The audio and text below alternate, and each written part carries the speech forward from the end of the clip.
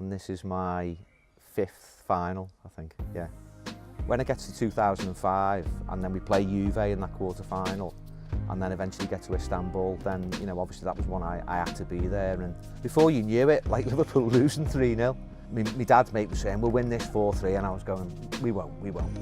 In the end, I was right, because we didn't win 4-3, did we? But yeah, that was fantastic. I think anyone who went to Kiev for a few days, I mean, it's a long story, but I ended up there for sort of 9 days, so I felt pretty much half Ukrainian by the time I came back.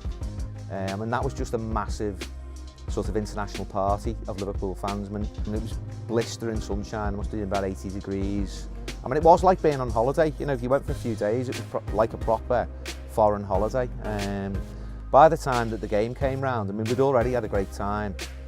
I feel like I probably saw the greatest goal of all time from Gareth Bale, as painful as it was, and probably the worst goalkeeping performance in the history of European football. So I think losing last year has actually reinforced the idea that winning that is just that important. I mean, I personally put it above the Premier League. I know everyone wants to win the Premier League, and that's a massive itch to scratch, but I just think the European Cup, it's got a wider world-wide renown.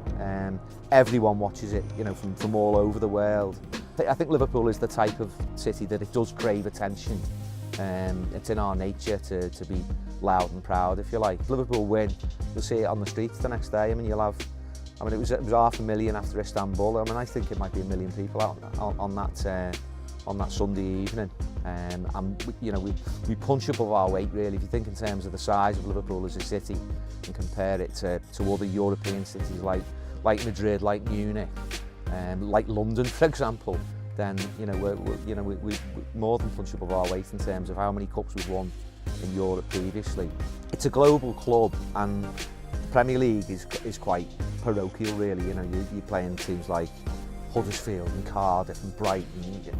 No one can possibly get as excited over that as, you know, a meeting with, you know, Spurs in the middle of Madrid. I mean, the idea of the two English sides converging on Madrid like a real football capital is fantastic. You hope that everyone behaves. Yeah, it can be raucous, that's what football's all about, but, you know, that basically people just sort of, you know, stay within the realms of what's acceptable and basically make the city of Liverpool proud.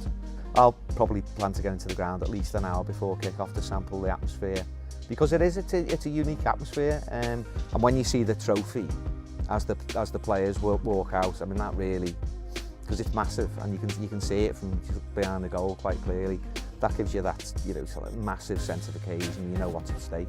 It'll just be, you know, you can envisage it now with the scarves twirling, sunlight on the scarves, everything's twinkling, then it goes dark, you know, sort of as the match approaches and the lights come on. It's, you know, it's that magical European setting.